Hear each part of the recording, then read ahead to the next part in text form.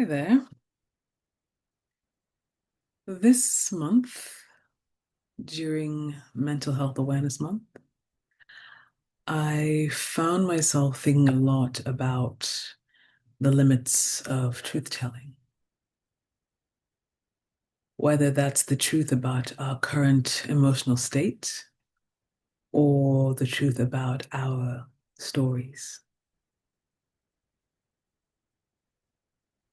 We may be walking around carrying a lot of grief and fear and shame and heartbreak and loneliness and numbness, and yet presenting a different face because we feel that we have to. And only when we hear somebody else finally say aloud the thing that you felt you couldn't say and you were holding inside, do we exhale. We feel this exhale, this sense of a lightening or an ease or relief. And I like to say that's a permission slip landing.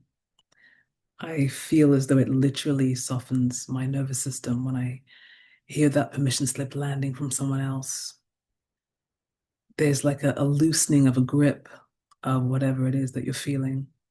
It's that realization that, well, maybe it's not just me. Maybe it is just being human.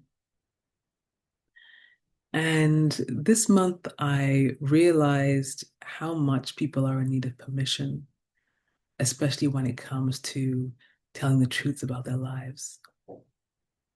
And I understand that. There have been many moments in my own life when telling the truth felt dangerous almost to my nervous system. So, as someone who has walked this path of putting my story out there in a memoir, I thought it might be helpful if I offer a series of permission slips. The first one being just that you have permission to tell the truth, even if it's inconvenient,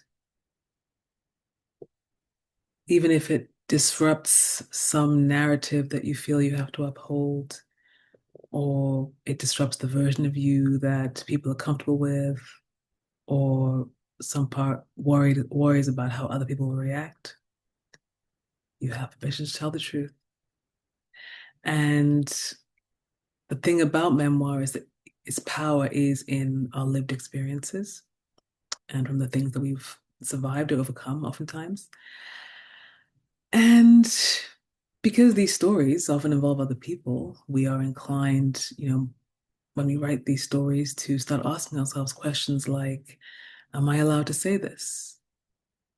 How will people react? What if someone gets upset? What if this hurts someone? What if telling the truth changes things? And underneath all those questions is that deeper fear of, do I actually have permission to tell the truth? So I want to say very gently, yes, these are your experiences. Your emotional reality matters, and your story belongs to you, and only you can tell it. Now, that doesn't mean telling the truth recklessly. It doesn't mean abandoning all care or nuance or compassion. You are allowed to tell the truth in a way that is both thoughtful and loyal to your own experience. You're allowed to stop carrying everything alone. And oftentimes, the support that we need first arrives in the form of permission. And that's actually why I think that many untold stories, they're not waiting on talent, they are just waiting on permission, these small permissions. So that's my first permission slip for you. And if you've been asking, am I allowed to write this? Am I allowed to tell this? I do have something that may support you. It's called Before the Aftermath. It's a free masterclass about the emotional and relational realities of telling the truth through memoir, including how to build self-trust, how to work with fear, how to create nervous system safety while you write, and how to hold steady in whatever comes afterwards. And it's all told through the lens of my own personal experience with this. So if that's where you are, you can access the free recording for that below.